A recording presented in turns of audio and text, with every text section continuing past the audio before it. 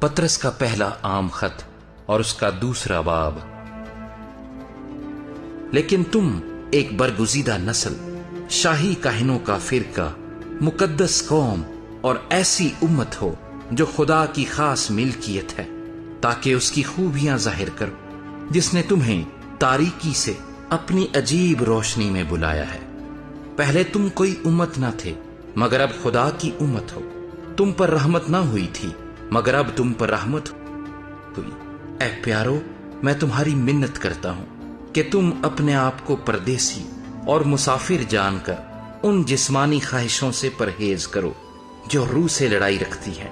اور غیر قوموں میں اپنا چال چلن نیک رکھو، تاکہ جن باتوں میں وہ تمہیں بدکار جان کر تمہاری بدگوئی کرتے ہیں، تمہارے نیک کاموں کو دیکھ کر انہی کے سبب سے ملاحظہ کے دن خدا کی تمجید کریں۔ خداوند کی خاطر انسان کے ہر ایک انتظام کے تابع رہو، بادشاہ کے اس لیے کہ وہ سب سے بزرگ ہے، اور حاکموں کے اس لیے کہ وہ بدکاروں کی سزا اور نیکوکاروں کی تعریف کے لیے اس کے بھیجے ہوئے ہیں، کیونکہ خدا کی یہ مرضی ہے کہ تم نیکی کر کے نادان آدمیوں کی جہالت کی باتوں کو بند کر دو اور اپنے آپ کو آزاد جانو، مگر اس آزادی کو بدی کا پردہ نہ بناؤ، بلکہ اپنے آپ کو خدا کے بندے جانو۔ سب کی عزت کرو، برادری سے محبت رکھو، خدا سے ڈرو، بادشاہ کی عزت کرو۔ اے نوکرو، بڑے خوف سے اپنے مالکوں کے تابع رہو،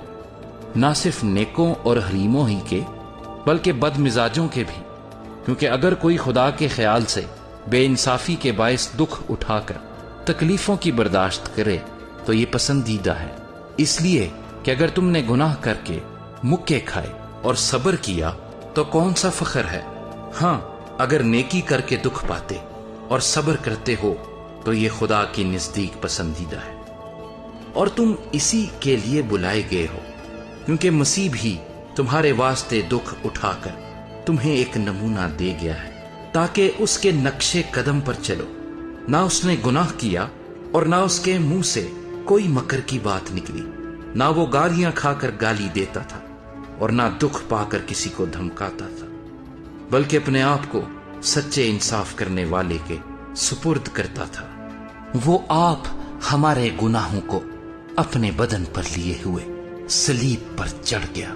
تاکہ ہم گناہوں کے اعتبار سے مر کر راست بازی کے اعتبار سے جئیں، اور اسی کے مار کھانے سے تم نے شفا پائی،